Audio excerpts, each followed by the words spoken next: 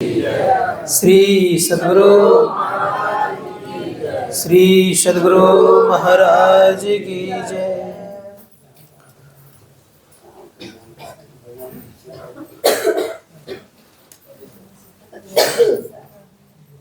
अखंडानंद बोधाय शिष्य संतापहारिणी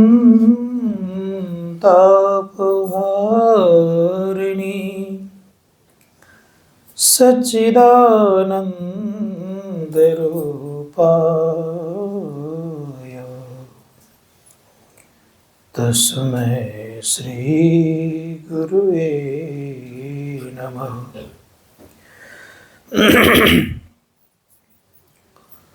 मंगल मूर्ति सद्गुरु मिलवै सर्वाधार।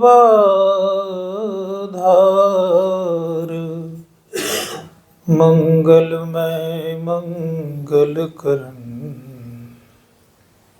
बिनुआ बारंबार।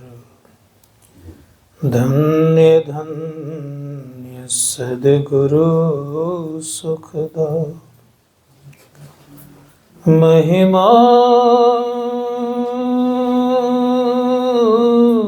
कही न जाय।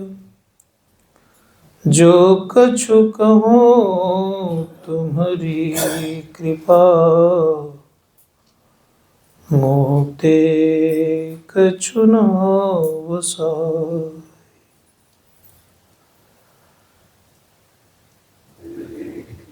विश्व ब्रह्मांड के नायक सर्वक्षण स्मरणीय सद्गुरु महाराज के गलपाद पद्मों में नमन।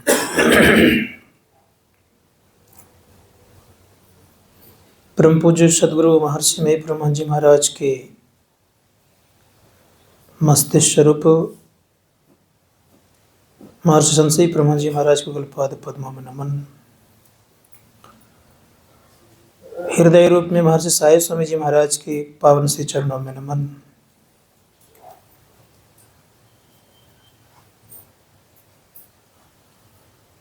सम्माननीय हमारे परम श्रद्धेय स्वामी किशोरानंद जी महाराज, परम सम्माननीय हमारे विनोद बाबा, श्रद्धेय स्वामी श्री सुंदरदास जी महाराज, समस्त साधु महात्मागण, आदरणीय हमारे अध्यक्ष महोदय विजय कुमार जी, समिति के पदाधिकारीगण, परमादरणीय साधक वृंद, समवेत समादरणीय सज्जन, आदरणीय माताओं तथा भक्तिमती बहनों। अभी हम लोगों ने मुक्ति के संबंध में पाठ को सुना।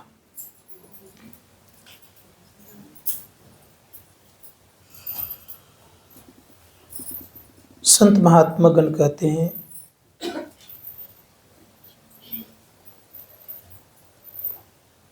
जिस प्रकार से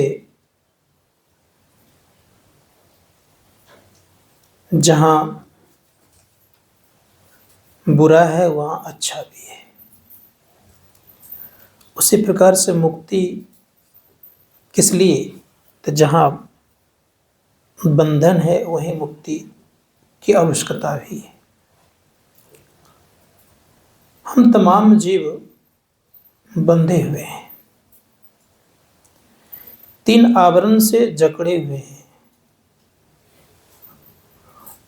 इसी का निवारण करने हेतु मुक्ति की आवश्यकता है।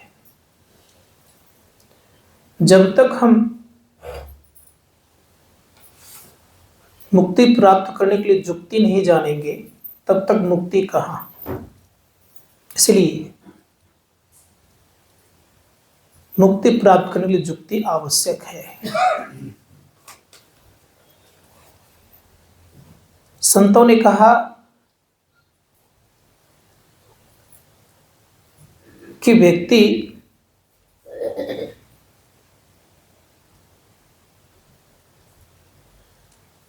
छूटना चाहता है,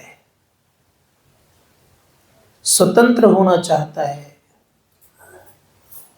गुलाम के जंजीरों में कोई रहना नहीं चाहता है। सब पूर्ण स्वतंत्र होना चाहता है। अब पूर्ण स्वतंत्र करने वाला प्रक्रिया अगर नहीं करेंगे हम आप, तो कैसे संभव है? इसलिए क्या करना चाहिए? आपने पाठ के दरमियान में खूब बढ़िया से और प्रवचन के माध्यम से भी समझ गए होंगे कि हमें क्या करना चाहिए। शास्त्रकार कहते कि संसार के समस्त उपाय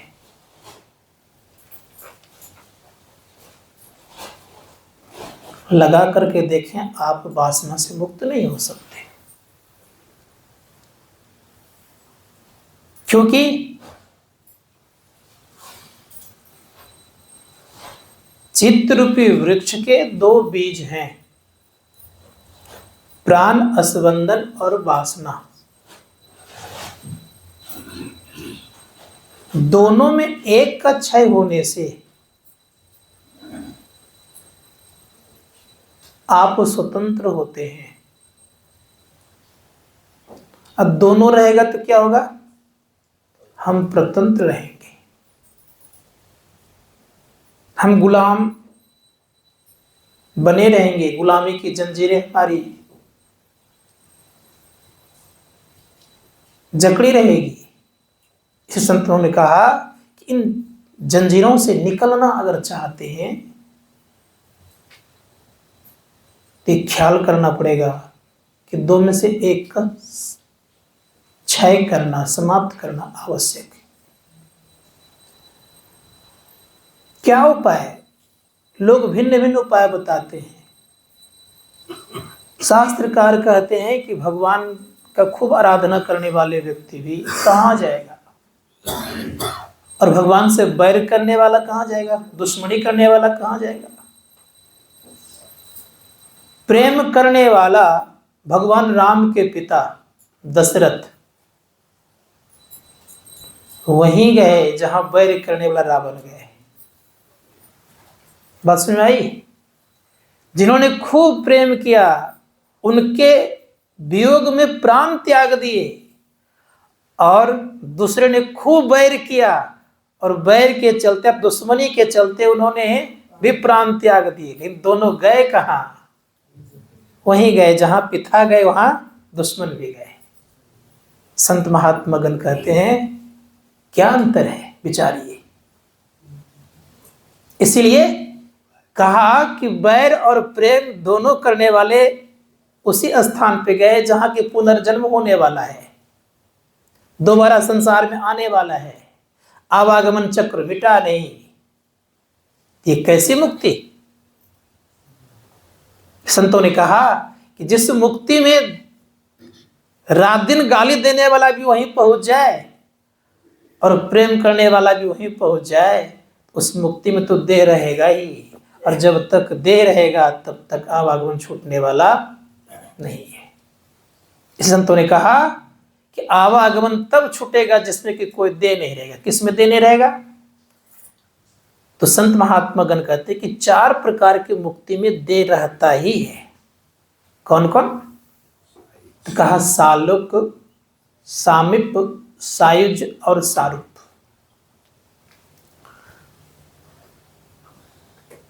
रावण मर करके परिवार सहित सालोक मुक्ति को प्राप्त किए, और भगवान श्री राम के पिता भी वहीं गए।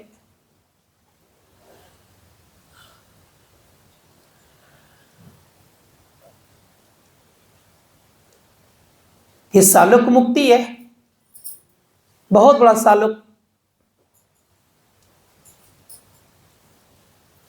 असंख्य जीव वहां रह सकते हैं, इसमें कोई संदेह नहीं है। कहीं जगह मिल गया होगा, एरिया बड़ा है, क्योंकि स्थूल से सूक्ष्म का एरिया बड़ा हुआ करता है, और सूक्ष्म से कारण के एरिया बड़ा होता है, और कारण से महाकारण के एरिया बड़ा होता है। अब महाकारण से भी कैवल्य का एरिया सबसे बड़ा होता है, और जहां कोई एरिया नहीं है उसे अनंत कहते हैं, याद रखिएगा। वहां कोई मंडल नहीं है। ये 5 मंडल के अंतर्गत सारे के सारे रहते हैं। तो कहा कि वहीं गए दशरथ भी और रावण भी। संत महात्मा गण कहते हैं कि जय विजय भगवान के समीप रहती थी, समीपता प्राप्त उन्हें होने के नाते भी मुनियों का श्राप लगा, धरातल पर आ गए। अब 3 जन्मों तक भटकते रहे। कभी हिरण्याक्ष बने, हिरण्यकश्यप हिरण्याक्ष बने, रावण कुंभकर्ण बने, शिशुपाल और कंस बने, फिर गए भगवान के लोक में। कौन सा पद मिल गया? जो पद प्राप्त किए थे पहले वही मिल गया, दरबाने का, पहरा देने का। फायदा क्या? इसलिए संत महात्मा गण कहते कि थोड़ा विचार करके देखिए। जटायु बेचारे मांस खाने वाला प्राणी, लेकिन वे भगवान के भक्त थे। वे कौन सी मुक्ति को प्राप्त किए? तो रामचरितमानस कहता है, गृद्ध दे तजी धरी हरि रूपा। गिद्ध का शरीर का परित्याग किया और हरि के रूप को धारण किए। इसलिए सोचना पड़ेगा थोड़ा सा। इसको कहते हैं सारूप मुक्ति। रावण और शिशुपाल का भी वध हुआ, अंतर हो गया, लेकिन रावण और कुंभकर्ण का भी वध हुआ, लेकिन अंतर हो गया। कुंभकर्ण का जब वध हुआ तो उनकी ज्योति भगवान श्री राम के चरणों में समा गई। ये सायुज्य मुक्ति है। शिशुपाल का वध हुआ तो उनकी ज्योति भगवान श्री कृष्ण के चरणों में समा गई। संत कहते हैं कितना अंतर है। इसलिए सालोक, सामीप, सायुज और सारूप, ये चारों प्रकार की मुक्तियां क्या करती है? आवागमन में लाती है। देह रहता है, और जब तक देह रहेगा तब तक मां के गर्भ में आते जाते रहेंगे, इसमें कोई संदेह नहीं है। कैवल्य मुक्ति चाहिए। और इन चारों प्रकार की मुक्ति का वर्णन उपनिषद स्वीकार नहीं करता है। ना तो मन्यते, नहीं स्वीकार नहीं करता है। कैवल्य मुक्ति को ही केवल स्वीकार करता है। और इसका प्रचार प्रसार करने वाले आज लोग दिखते बहुत कम है। जिस चीज को उपनिषद स्वीकार नहीं करता है उसी चीज का भरपूर प्रचार होता है। और जिस चीज को उपनिषद स्वीकार कर रहे हैं उसको कौन लोग जानते? बहुत मुट्ठी भर लोग। इतने लोग धनबाद में। तो संत मत के सत्संगी नकली की तरफ नहीं जाते, असली की तरफ जाते हैं। और कुछ कुछ साधु भी आजकल संत मत के हो गए जो कि नकलियों का प्रचार प्रसार करने लग गए। इसलिए विचारणीय विषय है, इस पर ध्यान देने योग्य है। ये ख्याल करना पड़ेगा हम लोगों को क्या करना चाहिए। तो संत महात्मा गण कहते हैं अगर जीवन में कल्याण चाहते हैं तो कैवल्य मुक्ति चाहिए। कैवल्य मुक्ति में देह नहीं रहता है। ये कैसे प्राप्त होगा? क्या इसका उपाय है? ऋषि मुनिगण कहते हैं कि जब हम मानस जप करते हैं, दृष्टि को ठहरा करके, तो मन की मलिनता दूर होती है। मन से हम जप करते हैं और दृष्टि को अंधकार में रखते हैं तो मन की मलिनता दूर होती है, मन पवित्र होता है। और जब जब संबंधी नाम संबंधी रूप का ध्यान करते हैं तो चित्त की मलिनता दूर होती है। और जब ये दोनों क्रिया करते हैं तो उसके बाद आगे की क्रिया है दृष्टि योग। दृष्टि योग क्रिया करने में सदैव याद रखिएगा, मस्तिष्क में बल लगता है, लेकिन दृष्टि योग क्रिया करने में आप दो शरीर को छोड़ सकते हैं।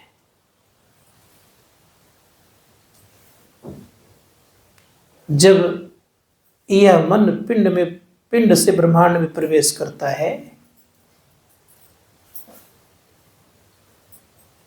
तो ब्रह्म ज्योति का दर्शन जब होता है सहस्रदल कमल में तो स्थूल देह का परित्याग होता है।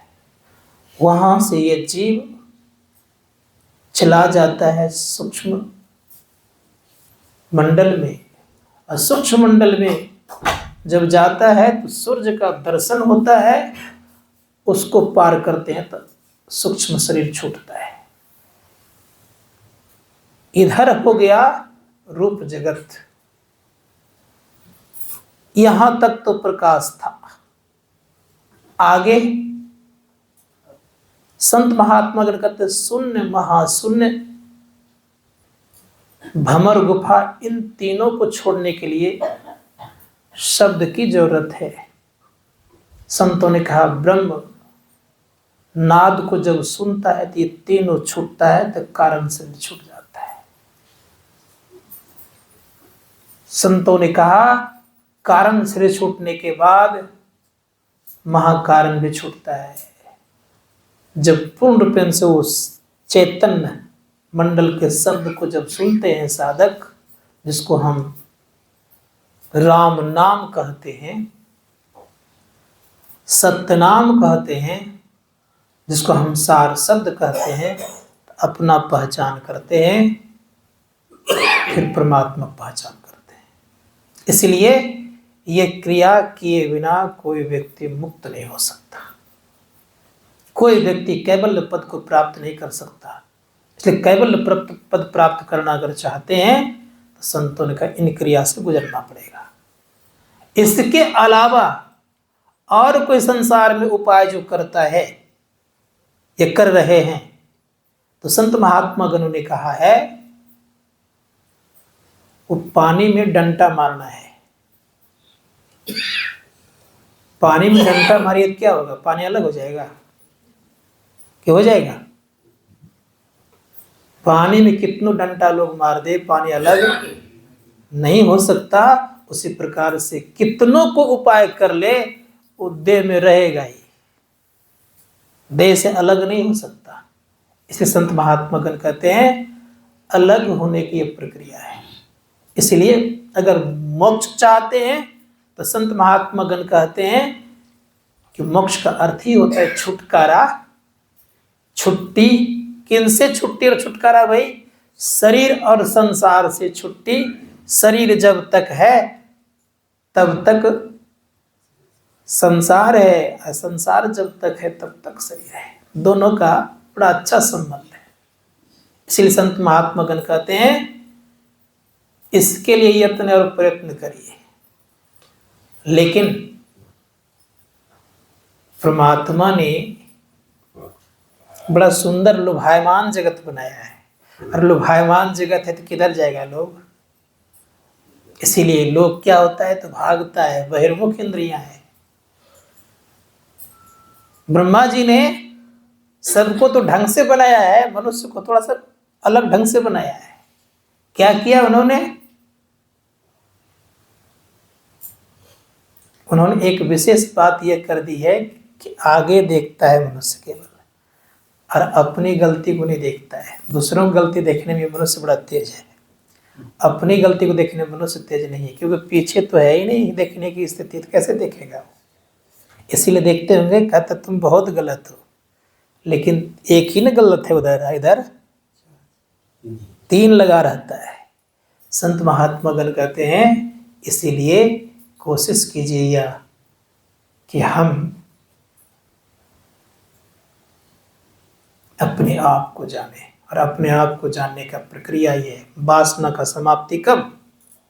जब अपने अंदर प्रवेश करेंगे तब, नहीं तो कोई न कोई वासना रहेगी। रामकृष्ण परमहंस जी महाराज उस पूर्णता अवस्था को प्राप्त कर लिए, तब भी उनके पास शरीर रखने के लिए एक वासना था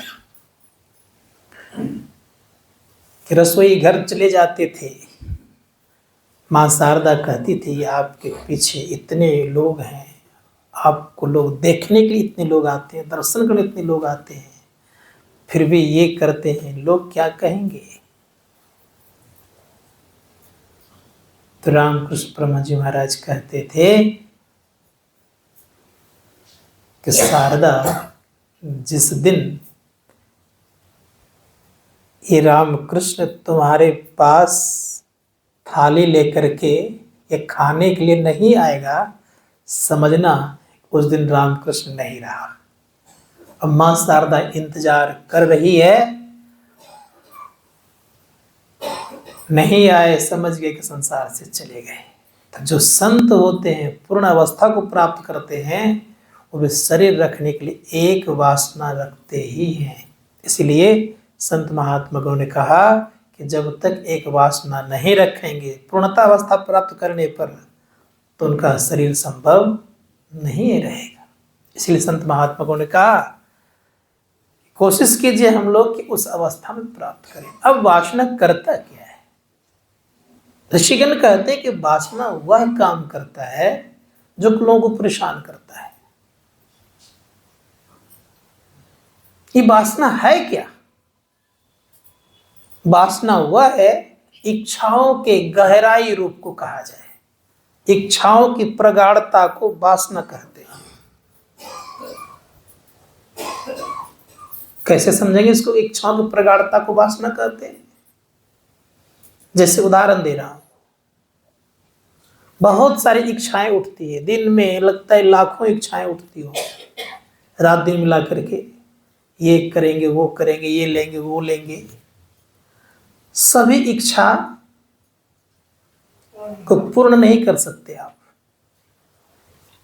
लेकिन और होता भी पूर्ण नहीं है, लेकिन उन्हीं इच्छाओं में एक इच्छा इस तरह की है जो कि ठहर जाता है, वो निकलता नहीं है। जैसे उदाहरण देता हूं, बच्चा जा रहा था पिताजी के हाथ पकड़ करके, उछल कुदक करके जा रहा है, पैर पटकता, हाथ पटकता, कहता ये लेंगे, ये लेंगे, ये लेंगे, चलते जा रहा है। अब पिताजी भी टालते जा रहा है, अच्छा चलो ना, आगे आगे आगे करते जा रहा है।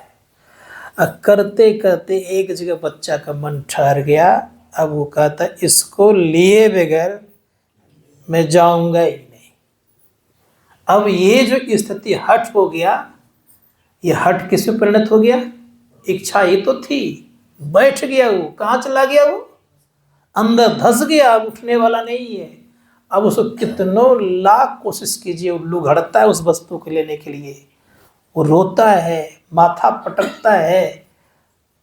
अंत में गार्जियन क्या करता है? उस वस्तु को दिला देता है।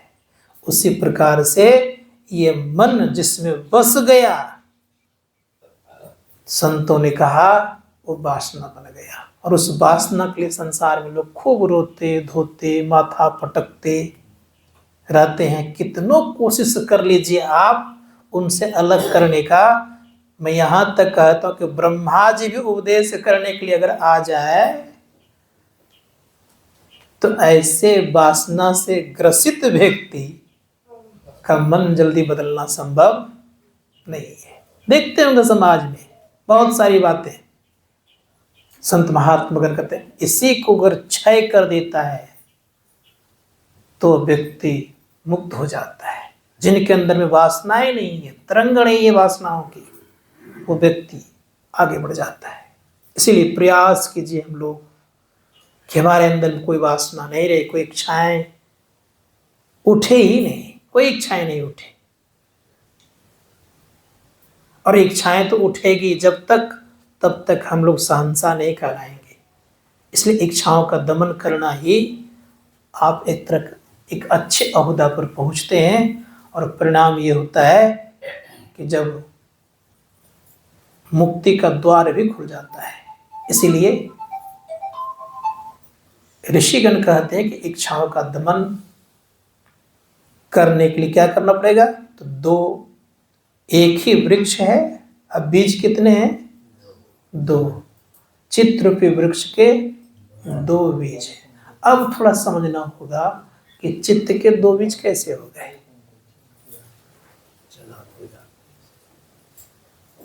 कैसे हो गए? चित्त का काम क्या है?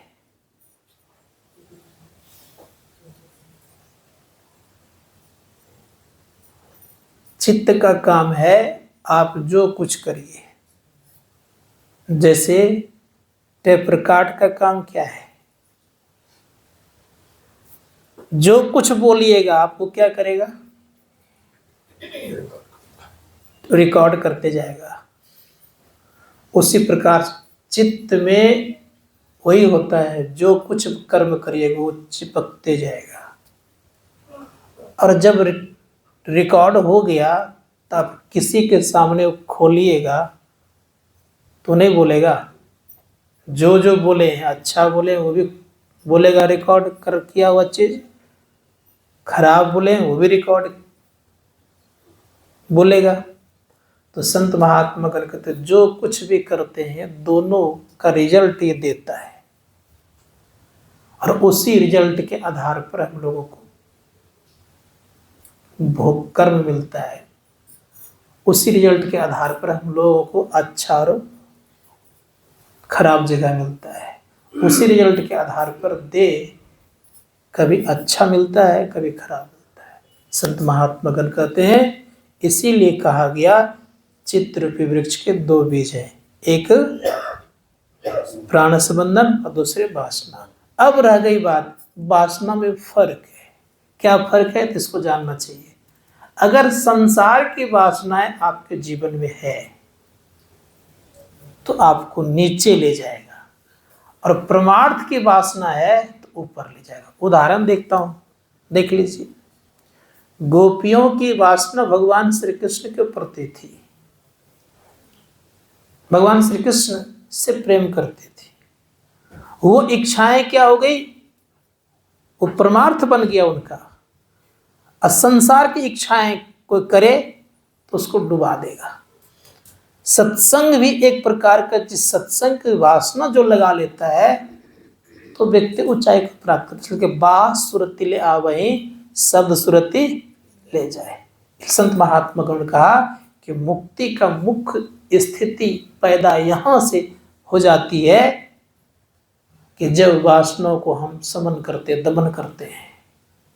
तो संत महात्मा गण कहते हैं कि अगर मुक्ति को मुक्ति प्राप्त करना है, अपने आप को मुक्त करना है, तो अज्ञान ग्रंथि को नाश कर। इसलिए कहा अज्ञान ग्रंथि नाशो अस्ति इति मुक्ति का। इसका नाश होते ही आपको मुक्ति की प्राप्ति होती है। जब तक अज्ञानता नहीं मिटेगी तब तक मुक्ति संभव नहीं है। तो अज्ञानता है जड़ मंडल तक।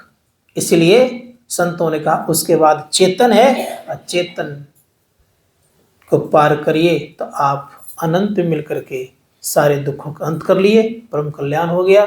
बोलिए प्रेम से श्री सद्गुरु।